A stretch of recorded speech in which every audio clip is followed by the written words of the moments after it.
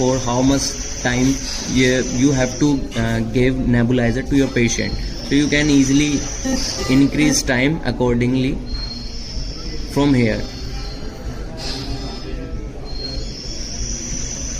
So these all are the parameters or options or specifications of our FMT 2100.